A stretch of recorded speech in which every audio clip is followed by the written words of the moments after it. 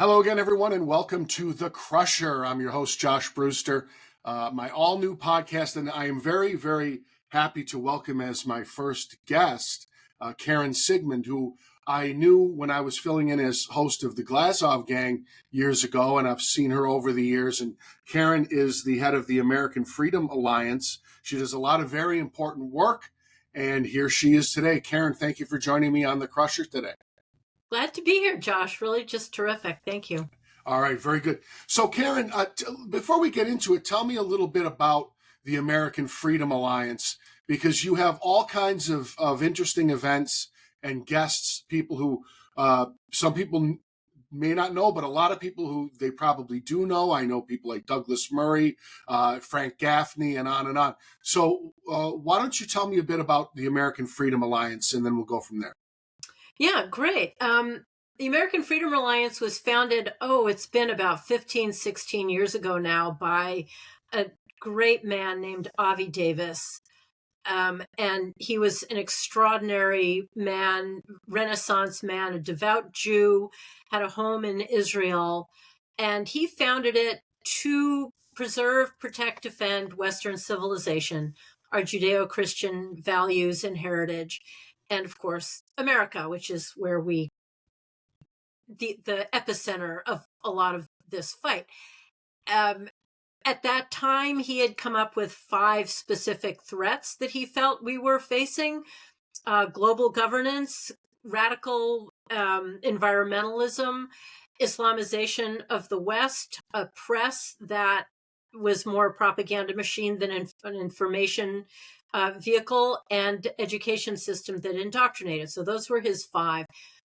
And he died shockingly in December of 2015, and I wound up taking the reins as someone who, weirdly, my talents and background and education and just everything wound up being a perfect fit. And so now we still hold those same threats to be key. He was prescient in all of this. And under my watch, most recently, maybe able to see behind me, our most recent conference was World War III, the early years. And the title came from my conversations with Steve Bannon. I wanted to deal with China, the globalists, just everything that's going on right now. And I said, it really feels like we're in kind of another Cold War and an impending wartime situation. And he said, World War III, the early years, when you factor in Ukraine. So that's how that came about. We had, as you noted, we have Frank Gaffney, Steve Coughlin. We have big names like them, and Ed Dowd, for example.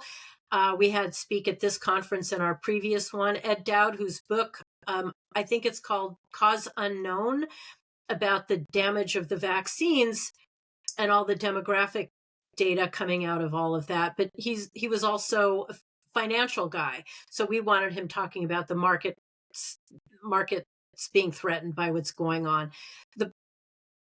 The conference prior to this one was Globalist Puppet Masters. So again, it all fits in the same way. Again, we had Ed Dowd, Steve Bannon. We do get a lot of big names, and then we get a lot of names of experts who are less known. But we try to have this diversity of, the really big names that grab people and get people to come.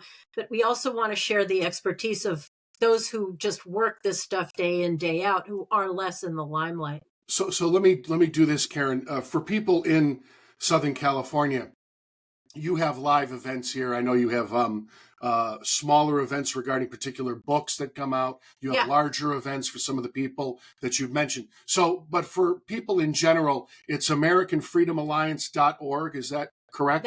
That's correct. AmericanFreedomAlliance.org. We also have a podcast called Parisia, where I interview one of these major experts on various topics. Excellent. And our Rumble channel has all of our videos from our recent events, from our podcast, from all the different kinds of things that we do. The literary events, as you noted, where we have an author of a recent generally a recent book on issues that relate to freedom. We have Joe Allen coming up on the topic of transhumanism. We just had Elizabeth Sabatich-Wolf. She's an Austrian freedom fighter, convicted of hate speech. We just had her. And one of my favorites, Heather McDonald, on her most recent book. Yeah, no, I love Heather. I read the City Journal all the time. Yeah. I met her at one of your events that you were kind enough to invite me to. But I didn't mean to cut you off, but I want to get into some topics. Is that? Yeah, absolutely. Okay, so let's get into it now, Karen, because everybody knows where to find you online, and I cannot tell you how much I respect Karen, and we're going to talk a little later about her level of sacrifice with regard to the pursuit of freedom. Now, well, this is an interesting day for me to be talking to you, because the last month, oh gosh, it's almost a month now since Israel was brutally invaded by Hamas. We could go on for many hours, but in the interest of moving this along, I want to touch on that. I want to touch on World War III. So I'm going to use this as a touchstone, Karen. The Israeli government has been prudent in inviting journalists, broadcasters, to view some of these videos that they got from body cams or whatever they got it off of Hamas invaders who did the most unspeakable things.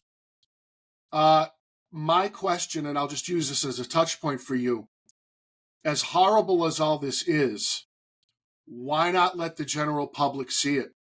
Because the propaganda war, to me, is always won by the Arab states somehow. I don't know how. But these things are so unspeakable now, Karen. I'm glad my parents are dead. I'm glad my biological mother was in a concentration camp when she was 3 years old. I'm glad she's dead. I'm glad she's not here to see this. I'm being brutally frank. And let's go there. Should those videos be released generally? Would Israel be smart to do that? Because this is unspeakable horror. I'm so sorry about your parents and that we are in a position where you feel that way. I feel that way a lot, and it's a horrible feeling. I completely agree about the propaganda machine always being to the good of the Arab nations, to the good of Islam. And this is truly a horror, because it is jihad. It is a religious war. The Quran and hadiths and so on say that you must kill the infidel. End of story. And sometimes they are more active at it, and sometimes they are less. And we are seeing right now a major high point of horrific violence, slaughter, vicious. The level of viciousness and barbarity is impossible to wrap my mind around. And that we think that Israel thinks that whoever thinks that sort of shielding the general public from the barbarity is a good idea. I agree with you completely, because they do continue to win. Didn't they just put Iran at the head of the Human Rights Council? I may have the details off, but I think that's the general tenor at the United Nations. Well, if they had Libya, why not Iran, right? Didn't they have them on the? It's breathtaking. And I was just reading just moments ago that various of the Holocaust museums are being very reticent in condemning Hamas. And this is, I grew up, and I'm sure you did too, of course, never again, never again. And many people have been saying over the years, never again is now, but never before have I felt never again is it's right now. I mean, the barbarity and the locality of it, just the attacks on Israel. But what's also been beyond comprehension upsetting is how our universities are also being apologists for Hamas, for Palestine, for whatever the Gazans do. No, and even many people on our side, the smarter ones on our side, smarter again, are continue to insist that there's a gray area and both sides and this and that, and this both siderism makes me completely crazy, because as you say, if they were to put out the actual video of this barbarity, that would just shut those both siders right down. Yeah. Well, look, the Western man and woman wants to rationalize. Okay, that's in our tradition, civilizationally, and there's the word civilization. I think that the inability to recognize that this is a civilizational struggle is at the root of the Western man's denial. It's utterly shocking to me, the equivocation, the both sidesism.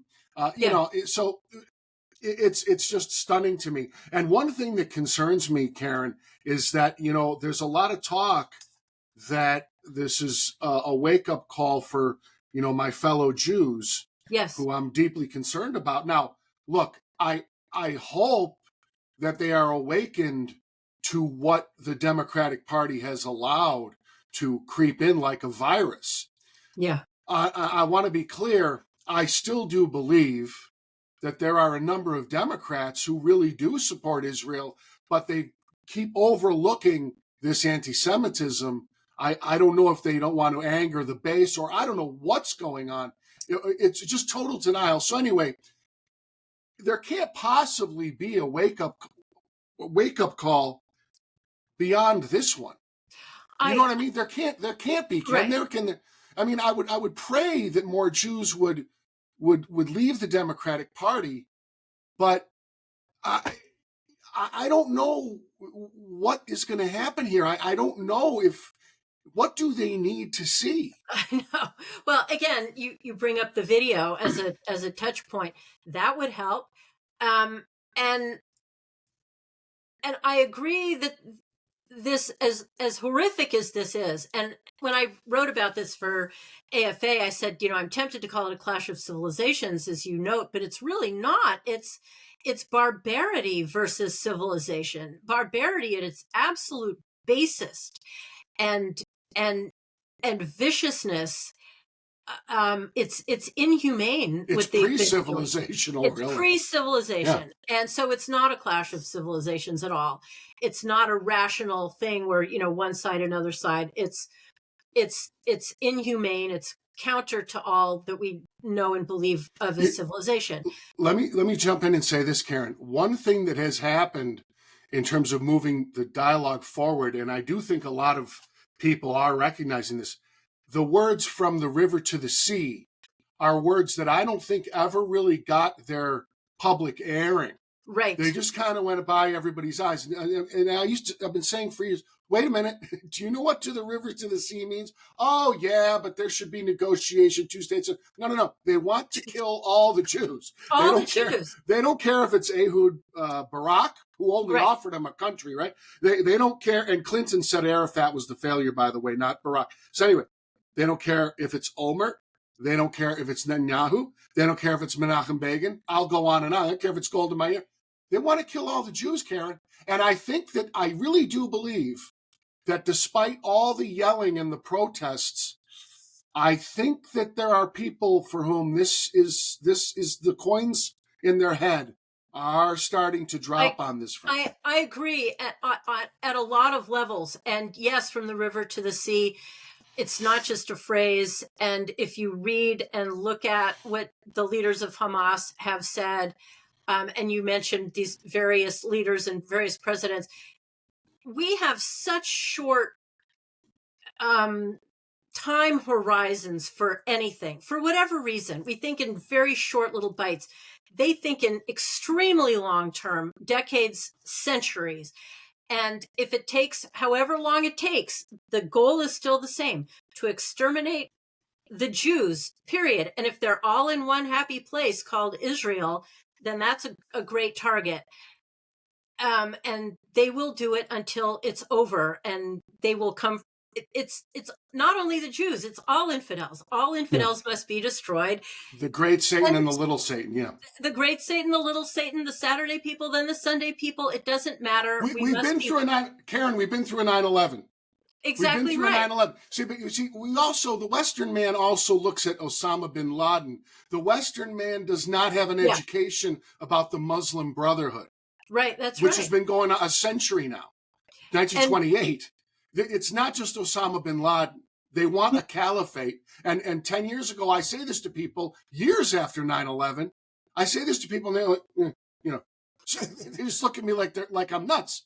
It's the Muslim it's Brotherhood. incredible because it's not like what we're saying or what you're saying, what we've been saying is some kind of a hush hush conspiracy. Literally, their words say that this is the goal. And by the way, these aren't extremists. This is the core. These are the truest Muslims have this as their goal. The best Muslims, not the best people who are Muslims, but the people who adhere the most strictly to Islam are the ones doing this. And, Again, that's not to say all Muslims or no, anything and like we're that. going to, I want to say something on that note. Let me say something on that note, and because this is important. The Palestinian centrality theory that Benjamin Netanyahu wrote about in his autobiography, Trump was right. God forbid I should say it. Trump was right about something. He has these Abraham Accords, which I don't know if they'll even hold up. But the goal, here's the concept of getting away from the Palestinian centrality theory. The idea that the Palestinian issue has to be availed before any peace can break out needs to be reversed.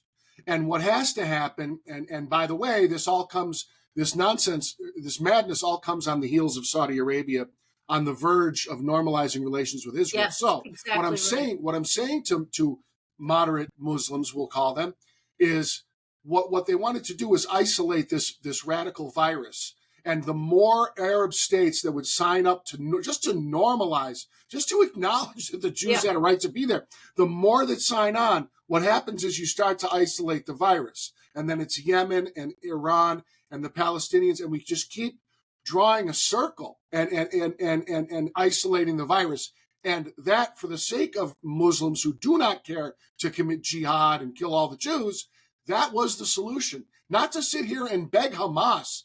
That's insane. So what I'm saying is that getting away from Palestinian centrality theory, I think, was the smartest move I've heard of in the last 75 years. And it was a shocker. Yep. Right? I mean, when President Trump, who everyone I know, not everyone I know, all the people on the left that I know were sure, as you know, that as soon as he was elected, World War III would break out and everybody would be nuking everybody else. Instead, literally for the first time ever, we were really talking about peace in the Middle East. I think nobody thought would come about, and it was done just so gracefully and beautifully and diplomatically and not with a heavy hand, and moving the embassy to Jerusalem, where, by the way, they had wanted it to be as the capital of their country, and where president after president after president and Congress said they would do. He just did it. So all this empowerment, in fact, of Israel was a marvelous thing. But yes, it caused those who hate Israel to feel that the backlash that they must now express, because the goal on their side is not peace. It's not, as we know, how many times have two-state solutions been proposed and they keep coming back and say, no, Israel cannot exist. What are you going to do with that? Karen, it's the two-state solution was not a bad idea until it was rejected so many times, right? Exactly. So it was a fine idea, but anyway, here we are. All right, now listen, we could go on for another 9 hours about this topic, but I want to get into one other topic, and then I want to talk a little about you. There's no way I can't talk to you. In fact, I think you were there. No, you weren't. Okay, on the Glasgow gang years ago, I talked to Ben Shapiro about this. We may have spoken about this. Karen, the border. Thoughts? I don't know how else to put it. The border. Well, you mean our very secure border? The secure border? No. I'm talking about the border where $5 billion would have been too much money for a wall. Yeah. So, but because it's secure, that's my point, Josh. You're missing the whole everything. It's a perfectly secure border. We have perfectly wonderful country that's perfectly well protected. The border is absolutely secure, and yet we don't need a border. Everybody anywhere who feels that they're American is American, right? Didn't Obama say something like that? And right. Not only are they flooding across, but increasing numbers are from the Middle East. Increasing numbers are from all kinds of war zones. And of course, the language is with their economic refugees, their climate refugees, we need to be good to them. But it's obviously a horror, and it puts us all at crazy risk. And I sit here in Los Angeles, as do you. Yeah. And where they welcome them with open arms. I found it fascinating. I think it's 5 Democrat mayors, including Karen Bass of Los Angeles, have been writing or just wrote a letter saying, hey, dudes, we need to do something about this because this is untenable. Where have you been? And then the mayor of New York, who came out, was it 3 weeks ago, saying, whoa, we can't deal with this anymore. And then something just they just arrested his head fundraiser. So is this connected now that he's speaking out against the federal policies that now he's being targeted? Well, you know what? Look, there's a lot of ways this goes. I even, believe it or not, Karen, my concerns are even before Hezbollah and Hamas and God knows who else could come walking across that border. It's the local hospital. It's the local school. It's everything that we pay for as taxpayers. And by the way, just a public service announcement. I live in LA, you live in LA. There is no end to the number of Mexican Americans I talk to who are appalled by this. Okay. You know, but then on the other hand, Eric Adams, you know, we have millions, you have 100,000, we have millions. No one has paid any attention to what's gone on out here. Drive around the valley where I live, and you know, you drive around the valley, you drive down a suburban street, and if you do it at night when everybody's home from work, there's like 3 cars in every driveway. The street is completely lined with vehicles. There's people living in the garage. There's 12, 15, 20 people living in the house. Go to an emergency room in LA, and you tell me what you see. Okay, yep. So to me, Karen, my remedy is, and I'm not even joking about this. If you really want to drop them off somewhere, which you shouldn't be, they should close the border, except for legal immigrants. If you want to do something about illegals, take $1,000 a week, drop them off at a public park in Shaker Heights, Ohio, Amherst, New York, Grosse Pointe, Michigan, Northbrook, Illinois. You get you see where I'm going with this? Totally. Drop them right off in a public park every week, and we'll see how liberal everyone is, Karen. Well, this is why I absolutely love what DeSantis did, and I also think that Greg Abbott did, of just shipping them up. Send them to Carly Simon's house in Martha's Vineyard. Right, or just Martha's Vineyard. I love that he sent them to Martha's Vineyard. Although send them to Ken Burns' house, Barack Obama's house. Right, Kamala Harris's house. Send it to her house. All of them, because it's a destruction of our country. The America that our kids are growing up in is not in any way the America that we grew up in, and that it doesn't feel like America. Yep. And I'm the daughter of immigrants. But it was this embracing kind of thing, and they loved being here for what it offered and what it had, and nobody tried to turn it into a little something, but they came legally. So, but what's happening now, as you point out, the emergency rooms, but also schools, in many of the schools, the bulk of the kids, English is not only not their first language, but it's not even a language for them. They are not learning it. And then there's these arguments of why should they?